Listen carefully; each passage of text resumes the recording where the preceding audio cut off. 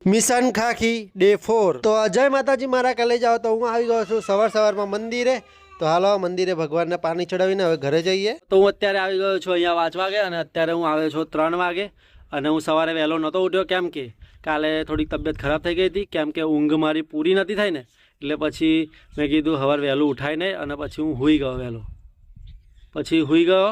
અને સવારે વહેલો ઉઠ્યો નહોતો અને પછી સવારે 6:30 વાગે ઉઠ્યો તો પછી નહાયો તો અને પછી થોડુંક બેંકમાં બી કામ હતું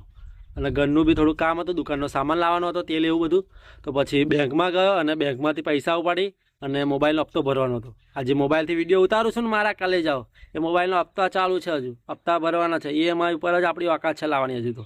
હે કેશથી આપણી તાકાત નથી હજુ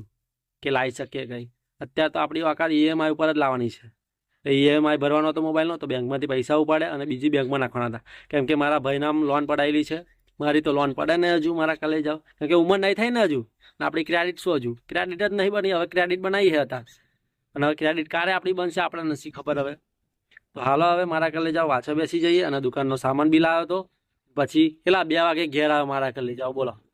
પછી ખાધું થોડીક વાર બેઠો અને થોડી વાર પછી અત્યારે 3 વાગી ગયા તો હું અહીંયા આવી ગયો છું તો હવે વાંચવાનું છે અને મારા વાર તો જો મારો દિયો હે એની માને મારા મિશનનું તો ખબર નહીં શું થઈ ગયું છે અને આ મારો દિવસ જરનો વહેલો ઉઠું છું ને તારનું દિમાગમાં બહુ જ દુખે છે યાર 4 વાગે ઉઠું છું ને એટલે 5 વાગે ઉઠતો હતો ને તાર કંઈ નહોતું થતું આ મારો દિવસ જરનું 3 દિવસથી ખાલી 4 વાગે ઉઠ્યો ને રેસ નહીં લેવાતો એટલું ખબર પડી ગઈ મને અને બપોરમાં ઊંઘાતું નહીં કારણ કે ઘરે ટીવી ચાલુ હોય બધા ટીવી જોતા હોય એટલે ઊંઘવાનું મેર નહીં ખાતું કારણ કે ફૂલ વોલ્યુમ હોય અને આપણે તો બંગલો છે નહીં કે પર્સનલ રૂમ હોય સાચી વાત ને 3 રૂમ છે એમાં ઊઈ રહેવાનું હોય બધા અને અમે 7 જણ છીએ એટલા 7 જણ મારા કલે જાઓ તો હાલો હવે આપણે વાંચવા બેસી જઈએ ઘરે વંચાતું હોય ને તો બહુ સારું હોત બોલો મારા કલે જાઓ ખુરશી અને ટેબલ ઉપર વાંચવાની કંઈક મજા જ અલગ હોય કેમ કે હું સવારે ઉઠીને વાંચું ને તો બહુ મસ્ત વંચાય યાર બોલો અને અત્યારે અહીં બેસીને વાંચું છું કેમ કે અહીંયા શાંત અને એકદમ મસ્ત વાતાવરણ છે અને આજે ગરમી બી ઓછી છે કેમ કે પવન છે ને એટલે સારું લાગી રહ્યું છે તો હાલો હવે વાંચવા બેસી જઈએ તો ગુજરાતમાં ખનિજો 3 પ્રકારે મળી આવે છે માટી અને પથ્થરમાંથી પછી પેટ્રોલિયમ અને વાયુ સ્વરૂપે અને દરિયાઈ રસાયણ અને ક્ષારમાંથી તો આ 3 રીતે ખનિજો મળી આવે છે ગુજરાતમાં તો આ યાદ રાખજો મારા કલેજાઓ 3 વસ્તુ અને ભૂલી ના જતા હવે આવી નાની બાબતો જ ક્વેશ્ચનમાં પૂછાઈ શકે છે અને કેવી રીતે વિધાન વાક્ય તરીકે પૂછાઈ શકે છે તો આ મેન છે એટલે યાદ રાખજો હને બાકી પેપર તો ભૂક્કા બોલી જશે હવે એક્ઝામ આવે ત્યારે જ ખબર પડશે કે ભૂક્કા બોલશે કે આપણા ભૂક્કા બોલશે ચાલો અત્યારે હવે તૈયારી શરૂ કરી દીધી છે તો કરવા જ માંડીએ અને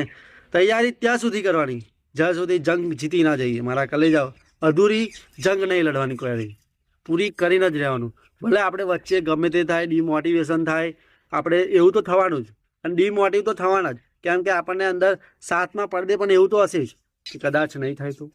પણ એવું નહીં વિચારવાનું યાર જો હોગા વો દેખા જાયગા આપણે ખાલી મહેનત કરવાની આપણે કઠપુતલી છે એટલે મહેનત કરતું રહેવાનું બાપુ જે થશે એ જોઈ જશે સાચી વાત ને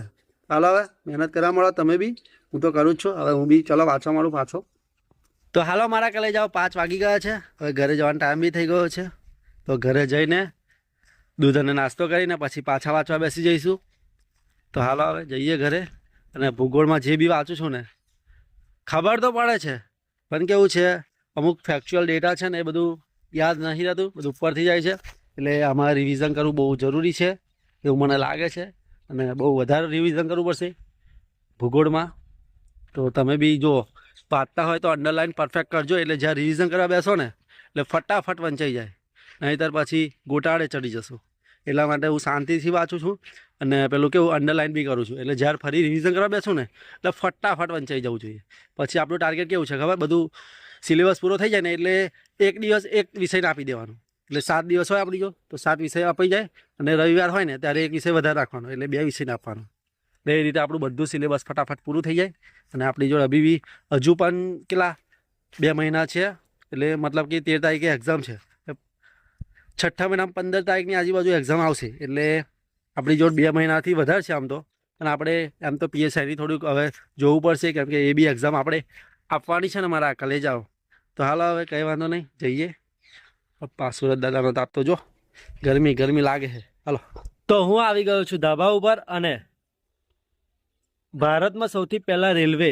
16 એપ્રિલ 1853માં મુંબઈથી થાને સુધીની નખાઈ હતી. એ કેટલા ડબ્બાની ખબર? 14 ડબ્બાની. આ મારા કલેજાઓ યાદ રાખજો. તો મારા કલેજાઓ ફાઇનલી આજે ગુજરાતનો ભૂગોળ સંપૂર્ણ પૂરો થઈ ગયો છે. ખાલી 1-2 પેજનું બાકી રહ્યું છે અને કાલથી હવે આપણે ભારતનો ભૂગોળ શરૂ કરવાનો છે. તો હાલો મારા કલેજાઓ, હવે ટાઈમ બી થઈ ગયો છે, હવે નીચે જઈએ. અમે મળીશું નવા વિડીયોમાં. ત્યાં સુધી જય માતાજી. અને તમે બી મહેનત કરતા હોય તો પરફેક્ટ મહેનત કરતા રહેજો, અટકતા નહીં.